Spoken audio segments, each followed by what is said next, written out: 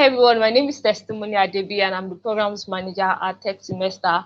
If you are watching this, you're probably already in the tech space or you want to get into the tech space. This conversation is about data analytics. So I'm sure that at the end of this conversation, you'll have more clarity and understanding of what actually happens in the data analytics space. And I'm not alone today. I have Mr. Pascal, who is a data engineer, and we'll be having a wonderful conversation. Thank you so much, sir, for joining. It's a pleasure to Yeah, have you here. thanks a lot. It's always a pleasure to be around Tech Semester and support whatever you are doing. You guys are doing really, really good. We are proud of you. Thank you so much. Thank you so much. So, Yeah. my first question is going to be: how has the journey been for you? I think your career trajectory is very, very interesting. You have a not so related IT background, but yeah, you started from IT in quotes, then Mhm. gradually evolved into the field of data science. How has it been for you? Okay, so my journey hasn't been the very conventional one, right? I'm a graduate of philosophy from an affiliate university to UI, right? Although still affiliated to Urban University Rome. I was going to be a priest, but 3 years plus of out of priesthood, I decided to bounce, right? So story for another day. Don't ask me why I left, but I left on my own totally. So although I don't have any degrees or formal interaction with anything STEM in school, I believe that a particular aspect of my learning in philosophy as a course actually helped me a whole lot, and that is symbolic logic. So I find that everything you're going to do in data, in calculations, in software engineering and stuff has to do with logic, right? And symbolic logic is such that you're able to construct situations, premises versus conclusions and stuff like that. So I find that very helpful. And although I don't have them, I loved computers from day one. I mean, from day one. So I think that's my secret. It's not like I was a farmer and suddenly started going to the C-suite or something like that. No, it's not that way. I've always loved computers. Incidentally, I studied philosophy because I was going to be a priest at a point. And I mean, after that, when I left the formal system of the seminary, I decided to now actually get into that thing that I love doing. So that's the summary of it. Wow. So computer did not just land on your laps. You actually went looking for it. Exactly. I totally went after it. Those days when you guys were not born yet, right? There's something you call, I mean, there are cyber cafes where you go and pay money to browse, right? Those were a thing of them. And I would go for night browsing. And I had names of websites of heart. I mean, it was cool then that you knew several websites that different people didn't know. That was way back there. I mean, around 2019, 2009, 2010, right? So those things, I was totally into them, but there was no real guidance. Everything I learned, I had to learn on my own. I learned pattern programming, for example, from a notebook. I wrote my first few lines of code on a sheet of paper and stuff like that. There were very scarce materials. It was a hard one, but it was fun. That's what kept me going. Wow, wow, that's inspiring. Because even now that we have access to some of these gadgets and resources, we still have people, complaining that I don't have enough to start. You wrote your own Mhm. first line of code on sheet of paper. I can imagine how that would have looked or felt like.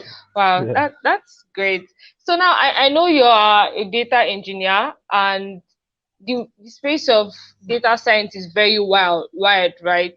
And if Mhm. so we don't um just go straight into data analytics, would you like to just shed more light on the different data specializations? Okay. So let me put it this way. Everything around the data specialization touches somewhere around the data journey, right? The data journey starts from where the source data is. Where is the data sitting? Where is the original data we are all going to play with? That's number one. And from that source system, we need to bring that data out of the source system. There is something that needs to be done before, anyway, and we need to figure out what are the aspects of a business that we are interested in. What do we call value? What is important for us, and so on and so forth. Once we've identified that, where are they sitting in that source system? But more often than not, they are not in a way that we are able to handle very well, right? So what needs to be done is that we need to bring these guys out of that source system. Not just that they're not organized, these are transaction systems that support the actual things you come to do on an application on a website. So you don't want to burden it with reading huge chunks of data at the same time. That's what analytics does, right? So we need to move it out. And the people that move this out in the data journey at that very start of data journey are data engineers. That's their job. Move data out of the source systems, put them in a particular format that the next players are able to take advantage of. It's not just to move it, right? That's the stuff we see today. That's why you have data lakes and stuff. You carry stuff and dump them mindlessly, so to say. Instead of data lakes, you end up with swamps. So the first guys are the data engineers, moving from source to a particular destination, which is a single source of truth. Usually it's called a warehouse. A warehouse can be anything. I mean, an Excel sheet can be a warehouse if you want it to be, all the way to Redshift, to BigQuery, and all of them. So once it's there in the single source of truth, the next step is to try to get basic insights from this. I mean, what are the historical things that have happened? What is the state of things now? And what maybe can we expect a little in the future, right? But let's stay out of the future for now. So what's the historical set of things, totals, averages, and stuff like that? This is the area of the business intelligence analyst, right? People call them a whole number of names: business intelligence analyst, data analyst, and so on and so forth. So we move from data engineers to business analysts. From business analysts, then when we want to do some much advanced stuff, we're now going to the science of it, right? I've always been reluctant to call it data science until the head of data science at Kobo, I challenged him to explain why this is science and the rest don't have the tag science. And he had a really nice explanation, and since then I've adopted it. Data science is where you use scientific methods to look at the data, question it, make assumptions, try to prove them, this basic stuff you do in science. So I think that's why it's called data science, and that's the later part of it. After that's the third part. So data science will now involve machine learning, statistical analysis, AI, and the rest of the guys at the top of the ladder. So those are the three broad areas. Data engineering, bring out the data. BI, give us initial intelligence, insight from what's been happening, and especially what's happening at the moment. And then when we want to find out why things happened, prescribe some stuff for going forward. Right. Wow. Okay. That was very explanation. I love how you were able to, do out the entire cycle, because maybe you're the kind of person that you're not cut out for the advanced and you just jump into data science. You're also able to see that, okay, maybe you can stay in the middle, maybe do more business intelligence. Maybe you think that's something that you are able to see which parts of the cycle you fit into that aligns also with your interest. Wow, I think that's very insightful. So my next question would be, you as a data engineer, or let me say anyone in the data space, what does your day look like? Are you eating with data, sleeping with data? What does it look like? Okay. What part of the job do you like? What part of the job don't you really like? So if you come to data space, I'm more a data engineer than any other thing. Maybe you'll find me in natural language processing in data science, which I love a lot too. So on a typical day, there are a number of things that a data engineer would likely be facing. Let me see if I can get the three. So number one is you are trying to interface with people who build the source system. Because for you to be able to bring data out of the source systems to a single source of truth, you need to understand the structure. Otherwise, you make a mess of the whole stuff. You succeed in moving it out, but at the end of the day, no person is able to use it. So one part of what you see a data engineer doing is trying to understand what the source system is. Number two is trying to understand so that's on, let's say, on one side. On the other side, we try to figure out what does the business analyst need? What does the data scientist need? So we have to interface with this left and also interface with this right. And that's how we figure out what we need to do when we are bringing out the data from the source. And finally, and probably, okay, so that will make it three. So the third one will now be actually trying to structure the data, right? And deliver it to the single source of truth. And for somebody working in my team and working out of Kobo, you probably will have to be dealing with a lot of systems where you are managing how to set up your service to communicate with this person, that person. Because in our team, for example, we are not just using tools to move things front and back. We build actual services that supply stuff for the engineering team, stuff for the BI team, and even stuff for some external consumers. So those are things you will see me doing as a data engineer. And somewhere there in the last one, a whole lot of debugging and trying to build logic. Oh, right. Okay. I think the second part of the question is what part of the job do you love? What part don't you really enjoy? But yeah, you do it anyway. Okay. The part I don't enjoy, let me start with that. The part where somebody tells you it's not working. I mean, that's zero feedback. And you get it a whole lot. I mean, what's not working? Because for you to say something is not working, you need to give examples of where it's not. So I find myself always saying, please, can you give me instances of where you expected two, you are seeing three, where it's where one? I mean, I can go find it out, but it's going to take me a way longer time. But if you point me to the those areas, I can move swiftly and get it done. Then what other part? What parts do I enjoy? I mean, every other part of it, I enjoy it. From finding solutions to stuff, especially when they say it's not going to work. That's why I really want to come in, because if you can think of a solution, you can build it. That's what I always tell anybody. Unless you can't conceive it, maybe it's difficult, but eventually you're going to build it. And it's lovely when you sit back and see your automations going to work, right? It's not every morning you are trying to service service that one. No, I love to build my stuff, sit back, see them service the things we want, send me logs, tell me when things are wrong, and so on and so forth. So I just love to build stuff. And if code is involved, you will probably find me there. Yeah, I mean, my team will not write it alone. I will want to write some chunk of it. That's Yeah. very interesting. That's very interesting. Now, to the part that I know most people are looking forward to ask, most times it's the first question on their mind. What's like the salary expectation across Um, different skill level and different organizations? So let's say local organization or a foreign organization, or as a beginner, intermediate level, and or senior level. What's the okay. salary expectation? That's a very tricky question. Not just tricky, but it's rather subjective, right? A number of things go into it. I remember a classical example where one of my friends who asked me, this guy is looking for a web application service. How much should I charge them? And a number of things go into it. Who is looking for this service?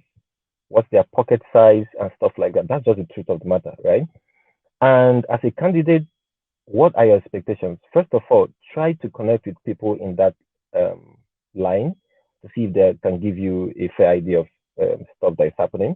Go to places like salary scale or pay scale or something online. There are a number of them that give you that service. But caveat, know that these ones might not be for your region, right? You can see thousands, tens of thousands of dollars, and you think that's what they're going to pay you. Once you say that, they won't even get back to you. No regret mail even. So, but that said, I will say that okay, because we also have to consider level of experience, right? So let me talk for experience level. Let's say an experienced data engineer, would you expect to be earning? For local companies in Nigeria, I have seen them offer anywhere between 750 and 1.1 million naira gross monthly, right? This is what I've seen. For data science engineers, I don't quite have a whole lot of grip around that, but something tells me it's slightly below that or well below that, right? So from my experience, I found that data engineers are costliest around here, in this part of the world in Nigeria, right? Because I mean, the skills are scarce. Many companies are realizing that they actually have very bad data or have almost nothing to work with, so they are after data engineers. Then for salary expectations out in the West, for example, in the US, maybe Germany, Spain. So you'll be looking at stuff around. I mean, I don't think I should be talking about that one, but I mean, just some stuff that have come across me. I've seen people offering 65K per annum. I've seen people offering 110, 120. I mean, they vary a whole lot. And for a starter, I will advise you to get in as an intern, right? because sometimes it's really very difficult for you to show the skills needed, especially in the data engineering area of things. It's rather technical. It's almost like, I mean, I call them software engineers working on data. And I tell you, I'm a software engineer as well as a data engineer.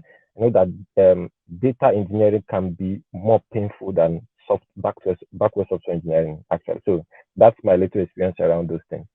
Wow, that was a very good answer.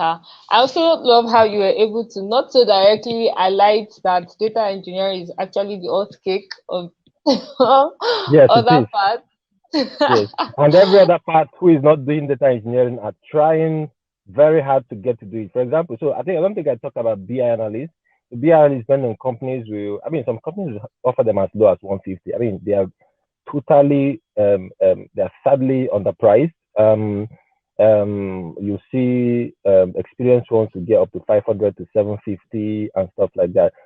So I was going to say that how data engineering is so important and commonplace now is such that you have now started seeing tools like DBT, right? So I will make fun of DBT users as BI people who want to form data engineers, right? I mean, it's not bad. And the thing is that there's a whole lot of But tools, they're whole not lot the of same drag and thing. drop. Yeah, exactly. So for me, if you are using all these tools, they are working for you. I mean, it's totally okay.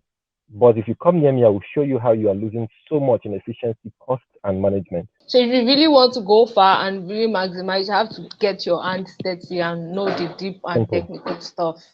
For data Amazing. engineering, yes, there's no shortcut to it. Other ones will help you. I'm not saying they're not appropriate, right? They will do some of these things for you, but there are multiple points of failure compared to when you build your own solution. And building your own solution doesn't mean you have to reinvent the wheel. There are some tools also you can still leverage, but the whole logic and what you want and the outcome, because I mean, data engineering needs to be built because the needs of a particular organization cannot be need of the next. So that tool you are using was built with an organization in mind. That we are using it locally. Most of the tools you are seeing today open source.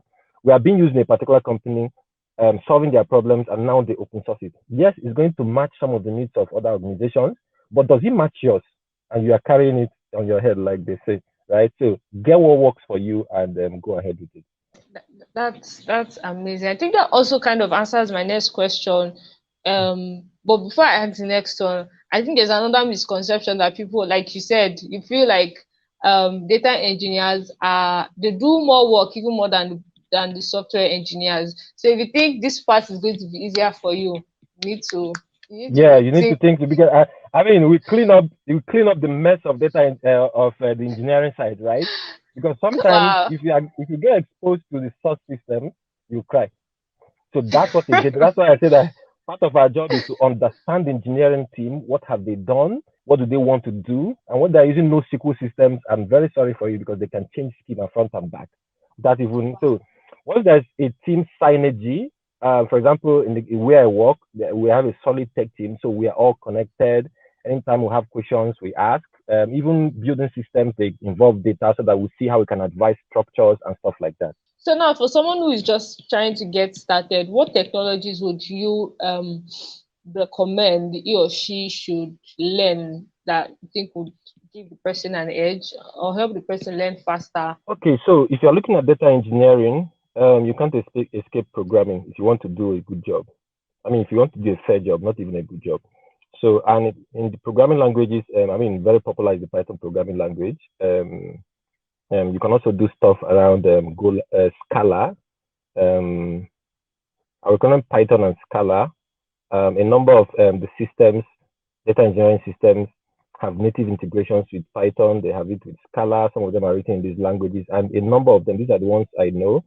Um, so data engineering programming language definitely. Um, I mean, learn. So for the programming languages, learn how to deal with data. I mean, you can start with as simple things as reading data from your disk. From there, you graduate to reading data from a database. So you should be able to connect your script to database, extract stuff, know the very basics of, for example, the Python programming language. People rush into it and start doing all these imports, pandas, and all that stuff. It won't help you in data engineering. Data engineering is where you use your strip, your split, those built-in basic stuff. Those are things that are going to save you in data engineering. It can be annoying, but if you get them, you are going to love them. So that's for data engineering.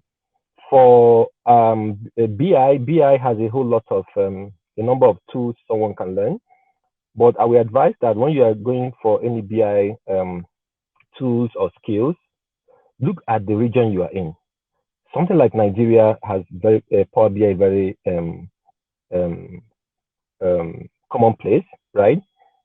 But even at that, if you come to Kobo, for example, we just retired Power BI and we're using AWS QuickSight. So some of those things will matter what you want to learn. Do you have a particular target? For example, do you have a target to join Kobo, for example? You need to go learn QuickSight. You're not doing much with Power BI, right? But overall, Power BI is very hot around here. In the US, I think it's more of Tableau and stuff like that. So let that guide what you want to learn. And your audience is mostly be Nigeria. So go after Power BI. That's one of the most popular ones. Excel is still good.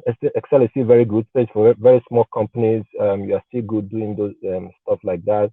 And Excel can really do some very cool magic. So until you get to graduate into Power BI, being able to pay for the license so you can share and so on and so forth, Excel will still got your back, so to say. Then it comes to data science, you also need a programming language. Yeah, there are so many drag and drop and low code slash no code solution in data science. But if you are going to do that job, you need to understand basic calculations, logic, statistics, and stuff like that. If you are going to deliver solutions, not the import pandas and stuff, right? They are basics, but you need to learn how to do some of these things so you can get past it. All right. So another thing I noticed from your own career trajectory is how you were able to evolve. Like you were moving from this to this, this to this. I can say I think you have experience in business intelligence too, even though your specialization is in data engineering, and you also said you're a software engineer. So how were you able to accelerate your own learning journey? What did you do? Okay. So, I mean, like I love solutions, right? So if there's anywhere things are difficult, I want to see if I can help unblock that challenge and push things forward. And the way I put it is that sometimes I learn like a madman, right? My rate of learning sometimes surprises myself. Sometimes it becomes very, I mean, I have issues with it. And the drive to do stuff, right? I was discussing with somebody, and there was a discussion that came on. I was like, how will I have something to solve and I go and sleep? I mean, it doesn't make any sense. When I start, I will need to finish that thing. So once I get myself committed, and the issue is just to get me committed to it. Once I get committed to it, I try to finish it. So I mean, I think that's the bottom line about how I've been able to move. When I find something interesting, I go for it and I don't stop until I get it. And again, on the other side, I see some stuff and I know I don't want this and I will not touch it. So it gives me that chance to really focus on the things that I want. That's what I can say, is what I remember that pushes me, so to say. So my final question. Now I've started learning something, let's say data analytics, for instance. How long would it take me to attain employability? Um, So people ask that question usually because they are looking for outcomes. That's always a problem, right? When you start and you are gauging when you start driving Benz, so to say, right? Yeah, but I understand that people need expectations as to when to know they are no longer moving forward, right? So if you are very dedicated and somebody who loves to start stuff, learn them and make sure you finish them, if you go into something like BI, I mean you can get to grasp with it in as little as 30 days. Depends on your drive, and it could get to 20 to 2 years and you are still, I mean, an enthusiast or whatever you call it. So the game plan is, um not just learn, try to do stuff. Follow these people and materials who give you exercises to do. If you keep learning and learning and learning, you will never know where you are. So the only way to know how far you have come now is when you try to solve problems and you find out you can solve them or that you cannot solve them. If you find out that you cannot solve them, it's also very, very good, because you know that you have a space there. You need to go fill it up, right? So it's not always a bad thing. Try to figure out if you can do some stuff. You can start doing it in 2 weeks. You can start doing it in 3 weeks. So the actual time you need to learn that, if that is what you are looking at, you're probably trying to get a certificate, say you are certified in this or that, and I bet you in data is not so much of a buzz that you are certified in this thing or that one. So that's what I mean. I think it's a disappointing answer, but that's how I view it. Forget about how long you want to go get it. Just do it, but you can get it done in 30 days upwards. It depends on you and how much energy you are, how driven you are. Exactly. Exactly. That was not Yeah. disappointing at all. That was just very straight to the point. I mean, people want to hear 6 months, 1 year, 12 months, and really you can get it done if you really put your mind to it in less than Yep. 2 months.